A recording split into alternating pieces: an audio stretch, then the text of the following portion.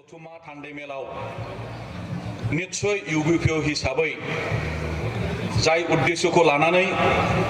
बे इउनाइटेड बड' पिपल्स अर्गानाइजेशनखौ दानाय जादोंमोन बे थांखिजों गोरोबफानानै गोबां मोजां बिथांखि एबा थांखि देग्लायबो आजावबाय बे खोथाखौ आं मिथिदों मिजिंथिबाय देग्लायनि जथुमायाव थांखि लानाय हाबाफारिफोरखौ फैगौ बोथोराव साफ्रोमबो रायजो राजानि अननाय हेफाजाबजों इउबिपिअनि फिरफिलानि सिङाव थानानै जाहाथे मावफुंनो हायो बेखौनो इसोरनि खाथियाव सिन्थिनाय थाबाय। मोननैसो गोनां बाथ्रा जोंनि बे ओनसोलनि थाखाय दङ आरो जायखौ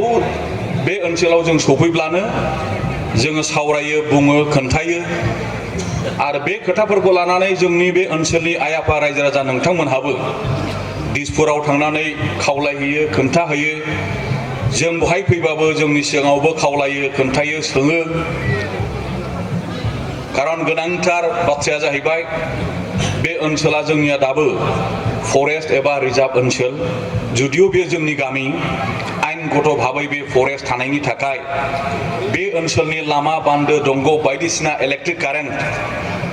स्कुल प्रभिन्सियेलाइजेशन सरकारिकरन खालामनायनिफ्राय आरम्भ खालामनानै आरो मोजां माखासे आसनि एबा बिथांखि बहाय मावफुंनाया आइनगत भाबै उसुबिदा जानानै दङ बेवहाय पन्चायती राज बेबस्था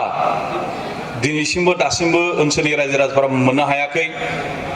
जायनि थाखाय जौगानायाव जथेस्थ थाबथादों बेफोर खोथाखौ लानानै नोंथांमोनहा जोंजों रायलायो जोंनि दैदेनगिरिफ्रा रायलायो बे बिथिङाव जोङो दिनै सरकार जानानै आइ आफा रायजो राजानि नोंथांमोननि अननायाव हेफाजाबाव जोङो दिनै आसाम गभर्नमेन्टखौ सालायनो मोननाय जि खाबु एबा सालायनानै जों मा मावगासिनो दङ बे खोथाफोरखौ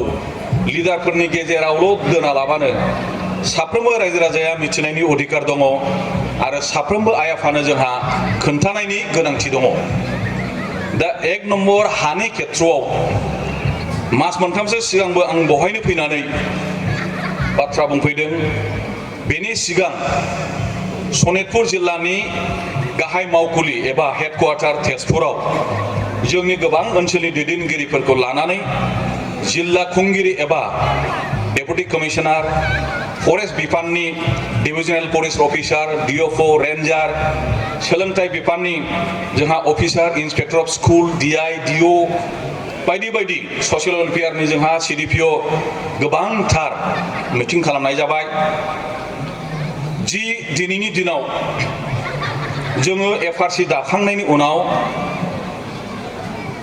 जिअ मेपिं खालामनायनि थाखाय जबरदस्त सेस्था खालामनानै फरेस्ट राइट कमिटि नोंथांमोनहा बहाय खामानि मावदों बियो जोबोद बाख्नायजाथाव 21,000 21,500नि एसे बारा 2014 थांनाय 2014 सनाव 21,500 जोंनि रायजो राजानि फरेस्ट राइट फरेस्टनि हाखौ पाट्टा मोननो थाखाय 2006 सनाव 2010 सनाव भारत सरकारा जि आयेन पास खालामदों बे आयेननि गेजेरजों बे मोनथाय एबा अधिकार मोननायनि थाखाय जिखिनि दरखास्त होनानै फरेस्ट राइट कमिटि एफआरसि दाखांनायनि उनाव साब डिभिजन लेभेल कमिटियाव बियो नाकच जादों एबा रिजेक्ट जादों बे रिजेक्ट जानाय बाथ्राखौ नाथाय फ्राय जोंनि एफआरसि एबा दैदेनगिरिफ्रा नोंथांमोना बारा मिथियाखैमोन जायाखै बे खोथाखौल' सम जोंखौ लोगो मोनब्ला बुंदों एबा सावरायलायदों मानो जायाखै बे बाथ्राफोरखौ जों जेला अफिसियेलि नायबाय अफिसियेलि हाबसोमनानै जेला जों मिथिबाय थांनाय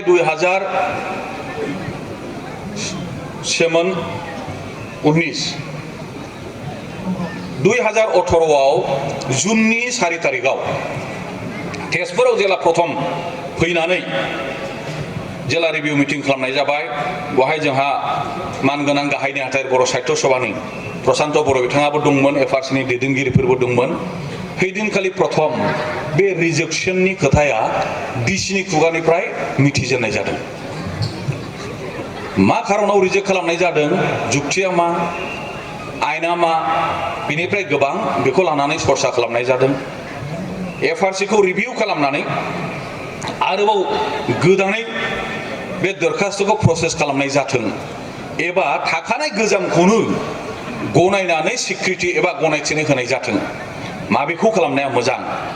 बेनि उनावहाय बाटासिफोराव दिनैनि जोंहा मानगोनां एमएलए अशोक सिंघाल बिथाङा जों ज' रायजो राजा बाटासिफोर हाई स्कुलाव जोङो मिटिं जादों। बे समावहाय डिअपि, रेन्जार, डेपुटि कमिशनार, एडिशनेल डेपुटि कमिशनार फैदों। बेनि उनावहाय हैदिनखालिनो जों बहायबो फैदों ना होमबा, एसे दावखोनानै बै साहा बहायबो फैदों। जोंबो बुंदों, आंबो बुंदों, अफिसारफ्राबो बिबुंथि लाखिदों। आं टारगेट खालामनानै मोनसे खोथा बुंदोंमोन, रायजो राजाफोर देग्लायनि बे माबानि गेजेरावनो जोङो खमसे खम फेब्रुवारि 2019 फेब्रुवारिनि गेजेराव हागोन। दिनैनि खामानिया जेरै आवगायबाय थादों बिदि थांबाय थायोबा हानायनि सम्भावना दं होननानै बुंदोंमोन। अफिसारफ्रा आरो एसे रासिनै साबसिनै बुंलायदों हैदिनखालि, नोंथांमोनाबो हयथ' गोसोआव दङ, जे सारा जुदिअ फेब्रुवारि बुंदों जोङो डिसेम्बरनि गेजेरावनो हागोन। बेबायदि जोंनि गेजेराव जोङो रायजो राजानि गेजेराव घोषणा होदों। एफआरसिनि मिटिंखौ खालामदों। फ्रेश माखासे दरखास्त खालामनांगौ थालांनायफोरखौबो सोबावनायनि थाखाय बेबस्था थाथों। बेनि उनावनो मेपिंनि थाखाय GIS एबा GPS मेपिं खालामनानै बे जिनिसखौ थिग खालामनांगौ। बेनिफ्राय बे खामानिखौ जों आराम्भ खालामदों। दा फैयै फैयै थांनाय फेब्रुवारिनि 22 तारिखआव बे रिजेक्सन जानाया सुप्रिम कर्टसिम सौहैनानै दङ। सुप्रिम कर्टआ थांनाय फेब्रुवारि मासनि सेमोननि फेब्रुवारिनि 22 तारिखआव मोनसे भार्डिक होदों। जेसेबां स्टेट गभर्नमेन्टआ एबा साब डिभिजन एबा डिस्ट्रिक्ट लेभेल कमिटियाव रिजेक्ट जानानै दङ, बे रिजेक्ट जानायफोरखौ जुन मासनि 20 तारिखनि गेजेराव इभेक्सन खालामनांगौ, होखारनांगौ। जुदि होखारा गभर्नमेन्टआ, मानो होखारनाय जायाखै बिनि कैफियत एबा रिप्लाइखौ सुप्रिम कर्टजों होनांगौ। बेबायदि जादों। बेनि उनावहाय लोगो लोगो एफिडेभिट होनायनि उनावहाय 22 तारिखआव जि भार्डिक फैदों, 28 तारिखआव स्टे जाफिनदों। बेनि उनावहाय जोङो बांसिनै मानो रिजेक्ट जादों, रिजेक्ट खालामनाया मानो खालामखो, बे प्रसेसफोरखौ जोङो नायजोबदों। दिसपुराव खेबनै खेबथाम मिटिं जादों, तेजपुरावबो फैनानै आरोबाव मिटिं खालामबावदों। खालि जोंनि सनितपुर डिस्ट्रिक्टल' नङा, गलाघाटआवबो 26,000 रिजेक्सन दं। बिनि भितराव माखासे OTFD आदार ट्रेडिशनेल ट्राइबेल डुइलार्स होननानै जेखौ बुंदों, आरो जोंहा 8,000सोआ ट्राइबेल। आरो जोंहा हजाइ डिस्ट्रिक्टआव बे काकि रिजार्भ ओनसोलाव बहायबो गासै 2800 न'खर एबा फेमिलिखौ रिजेक्ट खालामनानै दोनदों। बेनिफ्राय आरोबाव जोङो सेकेन्ड एफिडेभिट आसाम गभर्नमेन्टनिफ्राय होबाय। लोगो लोगो आरोबाव जोङो जोंनि स्टेट लेभेलाव डिस्ट्रिक्ट लेभेलनि अफिसारफोरखौ लानानै कुइसन खालामनाय जादों, सोंनाय जादों रिजेक्सननि प्रसिडिउरा मा रोखोमै खालामा, बहाय माखासे फल्ट थालांदों, माखासे माने प्रपार प्रसिडिउर जायाखै, बेखौनो बुजायनाय जादों, बेखौनो कारेक्सन खालामनाय जादों। रिभिउ खालामफिननानै बेखौ फ्रेश आरोबाव बेखौ प्रसेसआव मुभ खालामनांगौ, गोदानै बेखौ थाबै जोङो होनायनि थाखाय बेखौ खामानि मावनांगौ होननानै दिसपुरनिफ्राय निर्देश हरनाय जादों। सनितपुरावबो एबा डिसि अफिसावबो जिखिनि मिटिं जादों माइनुस ड्र खालामनाय जादों। एफआरसि कमिटियाव बे माइनुसफोरखौ लोगो लोगो बिलाइनानै हरनाय जादों। लिडारफोरनि आखाइ आखाइ दिनै बे माइनुसआ दङ। दा बे प्रसेसा सोलिबाय थानायाव सुप्रिम कर्टआ मोनसे बिसारनि गेजेरजों नायदों, नुदों। सुप्रिम कोर्टे কৈছে দিছে যদি উইদাউট মেপিং কেনেকৈ দিলে, ৰিজেকশ্যন যদি কৰিছে উইদাউট মেপিং ৰিজেক্ট বুলি, এইটো নহয় মানে 25 বছৰ নহয়, 2005 চনৰ আগৰ নহয়, এনক্ৰজাৰ, এই কথাটো কেনেকৈ উইদাউট মেপিং কেনেকৈ সেইটো সিদ্ধান্ত লৈ পেলাই ৰিজেক্ট কৰিব পাৰে, এই কথাটো ৰাজ্য চৰকাৰক এতিয়া বিচাৰিছে। এতিয়া दानिया मा खालामदों, सार्भे अफ इन्डियानो गासैखौ मेपिं खालामनानै दाखिल खालामनो थाखाय सुप्रिम कर्टआ अर्डार होदों। बे जाहैबाय सुप्रिम कर्ट लेभेलनि खोथा, सेन्ट्रेल लेभेलनि खोथा। दा बे खोथाखौ लानानै स्टेटआव जोङो मेपिंखौ थाबैनो खालामनांगौ आइडेन्टिफिकेशना सिनाक्तकरना एबा सिनायथिया बेजों फैगोन दा इतिमध्ये माखासे डिस्ट्रिक्टआ जोंना मोनबासो डिस्ट्रिक्टआ जि फरेस्ट डिपार्टमेन्टनिफ्राय मेपिं खालामबाय थादों दा स्टेटआव दिनैसिम माखासे दाखिल जाबाय गासै जोंहा 17टा डिस्ट्रिक्टआव रिजेक्सन दङ किन्तु बेनि गेजेराव नाम्बारा सानखोआ बांसिना जाहैबाय जोंनिया गलाघाटआव 24,000 नै बहाय 21,500 बेनिफ्राय जोंहा काकि रिजार्भआव हजाय डिस्ट्रिक्टआव 2800 बाखि उदालगुरिफ्राव बिदिनो 10 नखर माबा हरैहाय दस्रा दस्रि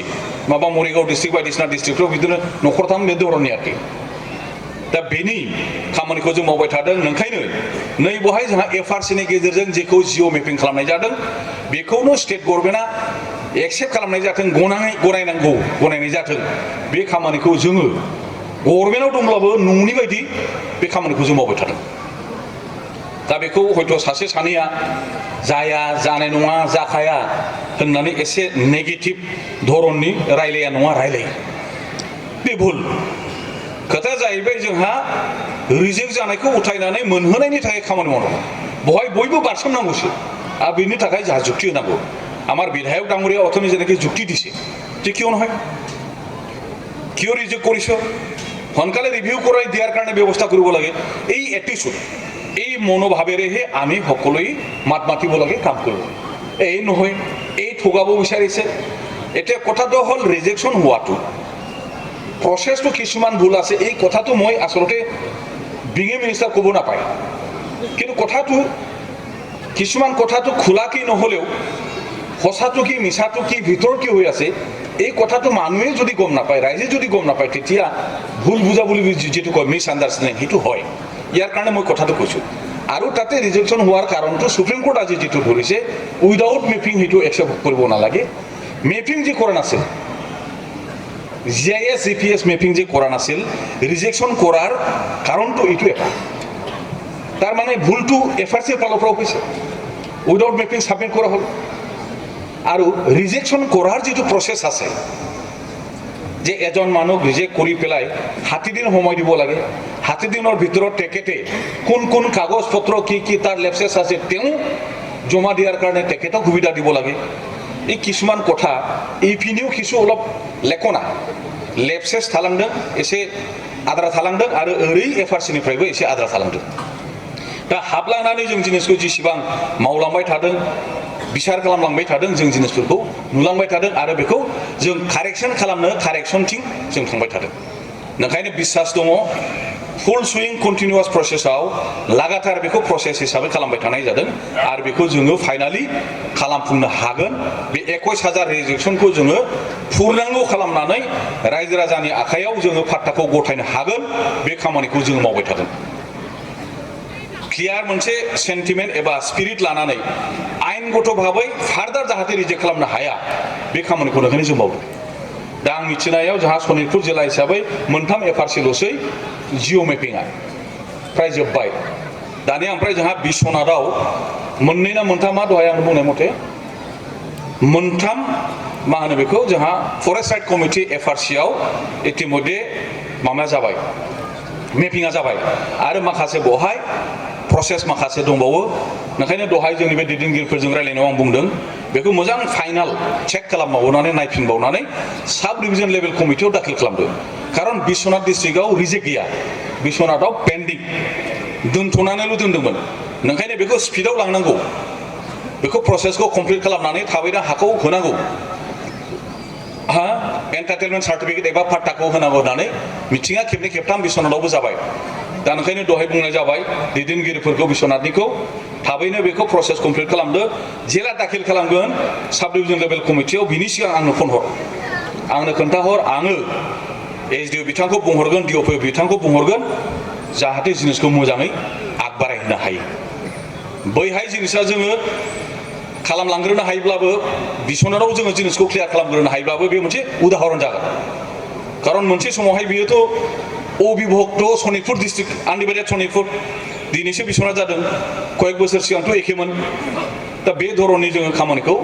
जोङो दिनै आवगायबाय थादों बहाय रायजो राजाफ्रा बयबो मदद होनायाव थाबाय था आरो जोंहा मोननै डिस्ट्रिक्टआव गासै 144 खन एलपि एमए हाई स्कुल दङ 144 जोंहा फरायसालि दङ बे फरायसालिखौ जों जाहाथे फैगौ दिनै प्रभिन्सियलाइजेसन एमेन्डमेन्ट बिला जिहेतु फैखाबाय दा गोदान स्कुलफोरखौ जिहेतु गोदानै बेखौ जोङो प्रभिन्सियलाइज खालामनायनि थाखाय जिखिनि जोंहा कमिटमेन्ट दं एबा बे मोननै जिल्लायाव जोंहा 144 एलपि एमए हाई स्कुल जिहेतु प्रभिन्सियलाइज खालामनांगौ दङ बेखौबो खेबसेनो लांफानो थाखाय जोंनि बर' थुनलाइ आफाद आरो जोंनि दैदेनगिरिफोर जोंनि फोरोंगुरुफोर जोङो मोनसे क्ल'ज कन्टेक्टआव जों खामानि मावबाय थादों खुनुदिन जाहाथे फैगौ गोदान प्रभिन्सियलाइजेसनाव जाहाथे बे स्कुलफ्रा थालाङा बेखौबो जोङो बिराद गोसो होसारनानै जों खामानि मावदों बेवहाय खुनु सन्देह थालायनाय भुल बुजाबुजि जालायनाय जेबो खोथा गैया दहायो जोंहा एमपि बिथाङा जेखौ बुंदों जे इउबिपिअआ जोनोम जाखांनायनि उनावहाय बिटिसिनि बाहेरायाव थानाय जोंनि रायजो राजाफोरनो राजनैतिक रांखान्थि बिथिङाव समाज जौगानाय बिथिङाव सोलोंथाइ बिथिङाव जौगाहोनो थाखाय मा खालामजायो बे खोथाखौ सिन्था खालामनानै जिखिनि खामानि मावबोदों सावरायबोदों आवाज होबोदों बिनि गेजेरजों मोनसे कनसेप्ट डेभेलप जादों मोनसे धारना मोनसे साननाय मोनसे सृष्टि जादों बेनो जाहैबाय आउटसाइड बिटिसिनि बाहेरायाव थानाय बर' रायजो राजानोबो बर' कसारि नामजों जाहाथे मोनसे पलिटिकेल अट'नमास काउन्सिल होनाय जायो बे डेभेलपमेन्ट काउन्सिल नङा बियो पलिटिकेल काउन्सिल आरो इतिमध्य नोंथांमोनहा बेखौ मिथिबाय थांनाय बाजेट स्पिचआव एबा बाजेटआव बे लिरजानानै जोंहा दंखायो बेखौ जोङो केबिनेट मेम'रेन्डाम थांनाय बाराव आं बुंबाय WPTBC डिपार्टमेन्टआनो दिनै मुभ खालामबाय थादों बेखौ जोङो नायदों आरो बहाय जिहेतु जोंहा पपुलेसन सेन्सास गामि बिभिन्न खोथा बहाय हाबजोबनानै दङ बेखौ जों स्र' खालामनानै जों जाहाथे मोजाङै मोजां लांनो हायो नैबे मुहुर्तआव दिनै आरोबाव जोंनि आसामाव मोनसे गोदान पलिटिकेल डेभेलपमेन्ट जादों थांनाय 21 तारिख डिसेम्बर 21 तारिख डिसेम्बराव इतिमध्य अखम सरकार मन्त्रिमण्डली तथा केबिनेट सन्मानीय सर्बानन्द सोनोवाल डांगरार नेतृत्वत जितु मन्त्रिमण्डली আছে केबिनेट আছে मन्त्रि परिषद इतिमध्य এটা সিদ্ধান্ত গ্রহণ কৰিল যে কোচ ৰাজবংশী জনজাতিৰ কাৰণেও নামনি অসমত বিটিসি হোৱাৰ পিছত ৰাভা হাছং হোৱাৰ পিছত যিখিনি অঞ্চল থাকি গ'ল ৰাজবংশী অধ্যুষিত অঞ্চল তাতো এটা পলিটিকেল অট'নমাস কাউন্সিল দিয়াৰ কাৰণে ইতিমধ্যে কেবিনেট ডিসিশন হ'ল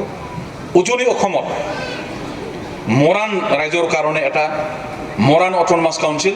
আৰু স্বায়ত্তশাসিত পৰিষদ আৰু মোটক স্বায়ত্তশাসিত পৰিষদ ইতিমধ্যে তিনিখন নতুন কাউন্সিল গঠন কৰাৰ কাৰণে অসমৰ পলিটিকেল ডিসিশন তথা দিছপুৰত ইতিমধ্যে সিদ্ধান্ত গ্ৰহণ কৰিছে এই কেবিনেট ডিসিশনটো অহা মাৰ্চ এপ্ৰিলত হ'বলগীয়া বিত্তীয় বাজেট যি বাজেট সেশন फैगासिनो दङ बेवहाय बेखौ बिल हिसाबै लाबोनानै पास खालामनाय जागोन आरो बेखौनो नोजोर लाखिनानै बर' कसारि अट'नमास काउन्सिलनि खोथाखौबो बै फैगौ बाजेट सेसनाव बिल लाबोनानै पास खालामनानै जाहाथे जोङो आइनाव महर होनो हायो बे दिगाव जोङो दिनै खामानि मावबाय थादों सरजाबनानै जों लांनो हायो नामा मार्च एप्रिलनि गेजेराव बे मोनसे जोङो मोनसे प्लेनिंजों परिकल्पनाजों जोङो आवगायहोदों बेनिफ्राय जोंहा पन्चायत दानायनि बेलायावबो गोबां रायजो राजानिफ्रायबो दरखास्त सहैबाय गभर्नमेन्टआव जोंबो दिनै नायबाय थादों माखासे खोथाया जोंनिया थांनाय समावहाय एसे भुल जालांदों आरो बेखौ आंबो बुंगोन बे भुलनि बाहागोआ आंबो खारन 2006 निफ्राय 2011 सिम आंबो पन्चायत मन्त्रिमोन गोबां जोंनि बे ओनसोलनि रायजो राजाफ्रा लोगो हमदों डेलिगेसन होदों तेजपुराव फैबाबो आंखौ बुंदों जे पन्चायत गैया पन्चायत सोथारनांगौ बे खोथाफोरखौ आं बारा मिथियामोन जोङो सोनाबहा थानाय मानसि मन्त्रि जाफैबाय मिथिबाय नोंमारगौ बेखौ खालामनो थाखाय प्रसेसा मा डिसि एसडिअ डिपार्टमेन्ट पन्चायत डाइरेक्टर